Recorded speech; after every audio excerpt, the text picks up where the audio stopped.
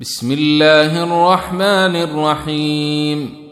الرحمن علم القرآن، خلق الإنسان، علمه البيان. الشمس والقمر بحسبان، والنجم والشجر يسجدان.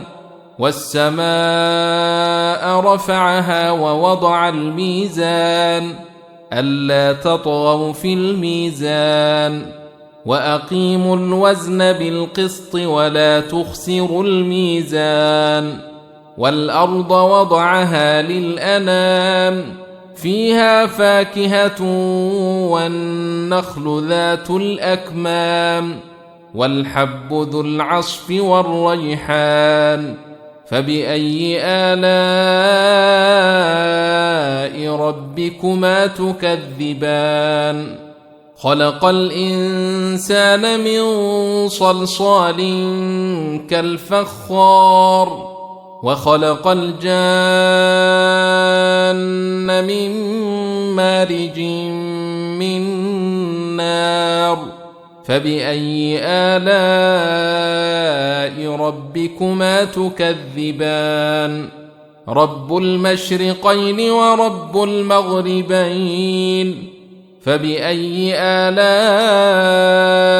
ربكما تكذبان؟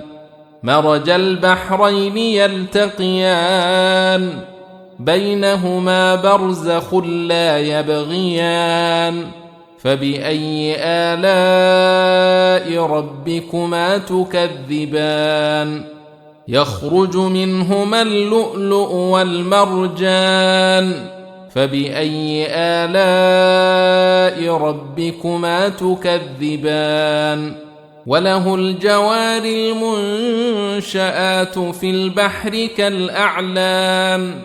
فبأي آلاء ربكما تكذبان؟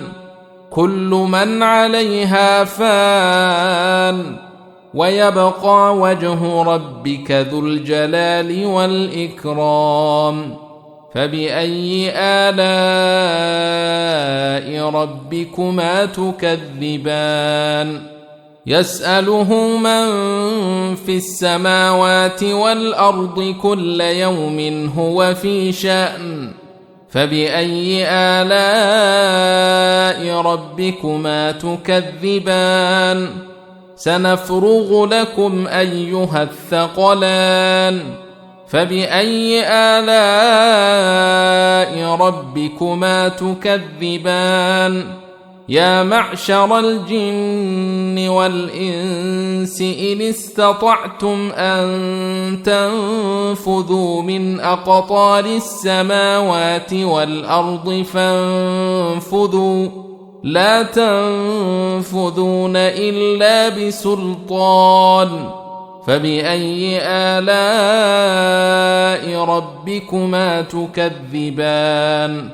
يرسل عليكما شواظ من نار ونحاس فلا تنتصران. فبأي آلاء ربكما تكذبان؟ فإذا انشقت السماء فكانت وردة كالدهان. فبأي آلاء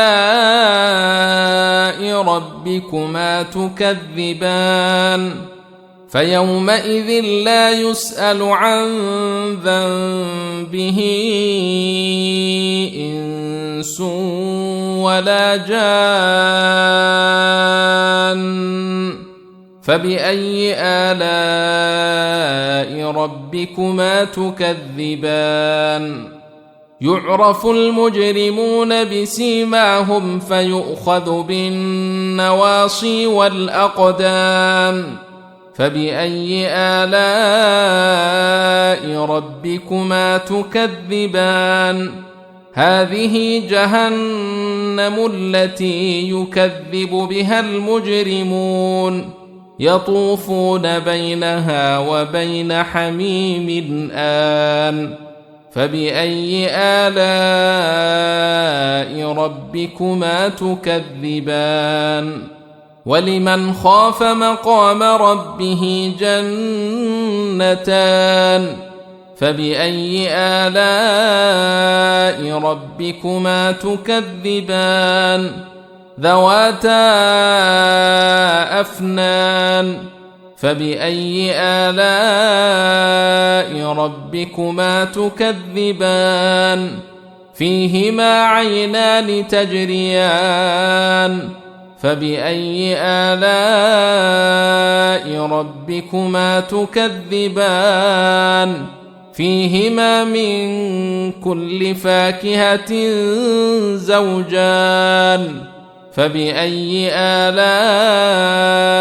ربكما تكذبان متكئين على فرش بطائنها من استبرق وجنى الجنتين دان فبأي آلاء ربكما تكذبان فيهن قاصرات الطرف لم يطمثهن إنس قبلهم ولا جان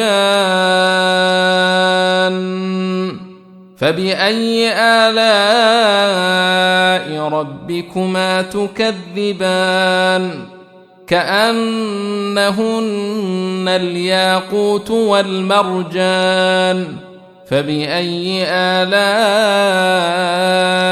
ربكما تكذبان هل جزاء الإحسان إلا الإحسان فبأي آلاء ربكما تكذبان ومن دونهما جنتان فبأي آلاء ربكما تكذبان مدهامتان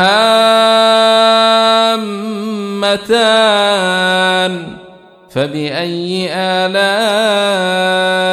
ربكما تكذبان فيهما عينان نضاختان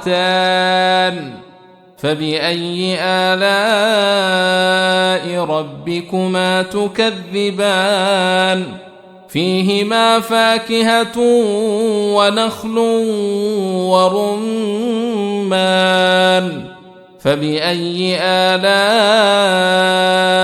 ربكما تكذبان فيهن خيرات حسان فبأي آلاء ربكما تكذبان حور مقصورات في الخيام فبأي آلاء ربكما تكذبان لم يطمثهن إنس قبلهم ولا جان فبأي آلاء ربكما تكذبان متكئين على رفرف خضر وعبقري حسان فبأي آلاء ربكما تكذبان تبارك اسم ربك ذي الجلال والإكرام